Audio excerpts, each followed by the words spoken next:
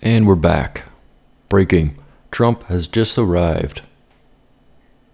President Trump has arrived in Rome for his first meeting with Pope Francis. Now, I'm not a huge fan of this man. I am a Christian through and through, a devout belief in God.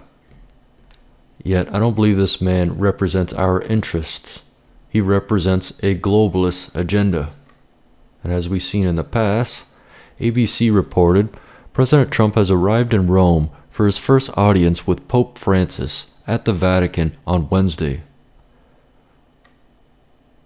The visit to the Vatican is the third stop of Trump's tour of sites representing three major religions. Over the weekend, he stopped in Saudi Arabia, where he delivered an address to the Muslim leaders, and Monday through Tuesday he visited Israel in the West Bank and met with Israeli and Palestinian leaders. Trump and Francis will certainly have differences to iron out during their meeting. In a February 2016, the pontiff remarked on then-candidate Trump's key proposal to build a wall along the U.S.-Mexico border, saying it was un-Christian. A person who thinks only about building walls wherever they may be and not building bridges is not Christian, Francis said. Trump responded with a statement calling Francis's remarks disgraceful. Not only disgraceful, but quite hypocritical. No leader, especially a religious leader, should have the right to question another man's religion or faith, Trump said. They're using the Pope as a pawn, and they should be ashamed of themselves. That's the Mexican government. They should be ashamed of themselves for doing so, especially when so many lives are involved and when illegal immigration is so rampant and so dangerous and so bad for the United States. Also, Trump and Francis have talked out different approaches to climate change, and their meeting comes as Trump weighs whether to pull the United States out of the Paris Climate Agreement, which he promised to cancel within his first 100 days in office. Getting back to the hypocritical so-called Pope fraud, Francis, let's take a look where he lives, shall we? So, that fraud, our Pope Francis, who doesn't even represent Christianity in my opinion, lives behind 30-foot walls after he has the audacity to tell Trump and people who want a wall that they themselves are not Christian. See how stupid they think we are? You can't have a wall, you have to build bridges or you're not Christian. But I'm going to live behind a 30-foot wall in Italy, have my own guard, and be considered my own country. The Vatican is not even considered Italian. It's actually considered its own state with its own walls. So that's why, although I have strong faith, the Pope does not represent God. He represents a globalist, psychotic, borderless agenda. Democratic aide suspected of top-level security breach just fled the United States.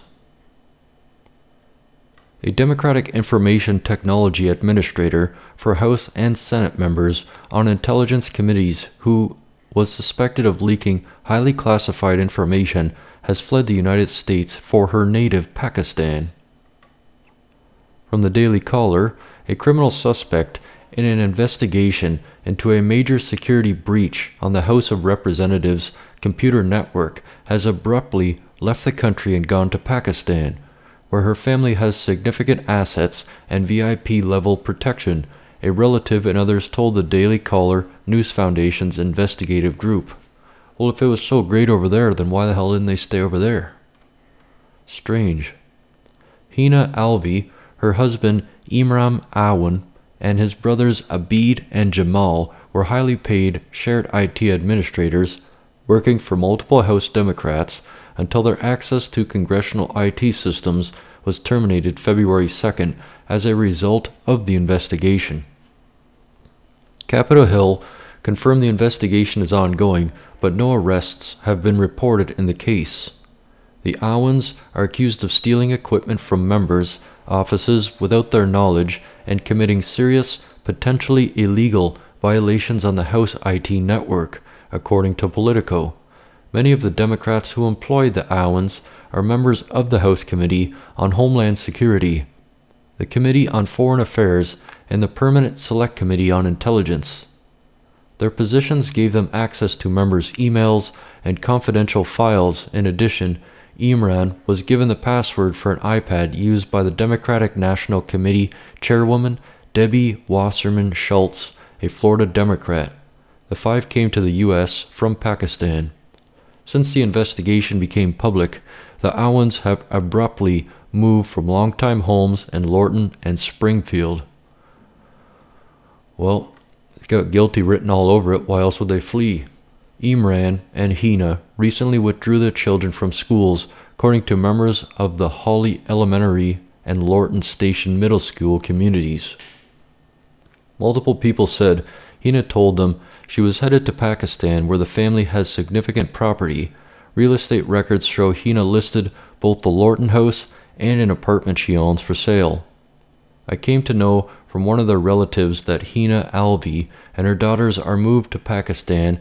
Hina Alvi saying, "We have moved here in Pakistan permanently," the Owens' stepmother, Samina Jalani, told the DCNF. Two other sources close to the family who requested anonymity because they believe it is a national security issue also said that Hina has gone to Pakistan. Jalani said in a court document that Owen brothers have convinced Pakistani officials that they are VIPs and travel the country with a police motorcade, an assertion that seemingly gives them a major incentive to seek protection there, as well as raising questions about how the computer jockeys obtain that status. Other court documents and multiple people involved in various financial disputes with Imran told the DCNF that he was quick to represent himself as from the U.S. Congress in personal matters. So he's a fraud as well. The family receives more than $4 million in congressional pay, yet their lifestyle in the United States were not overly luxurious. Jalani said significant assets were stored in Pakistan. When Imran and Hina moved out of their 3,200 square foot home in Lorton, Imran told a neighbor he was moving into a home his father, who died on January 16th, previously occupied. They lived there 9 years, the neighbor told the DCNF. "I saw a moving truck a month ago, and he said he was moving to his dad's house." Aide also moved out of his longtime Springfield home, the new tenants told the DCNF. Gilani said Aide moved into their deceased father's home with his wife and kids, and Imran moved in as well, but without his family. Crazy.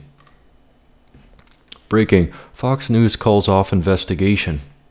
Fox News has called off the Seth Rich investigation because it did not meet editorial standards, meaning it goes against the world order's narrative. So we have Roger Ailes, the founder of Fox, dead. We have Bill O'Reilly, who I was not a fan of, fired.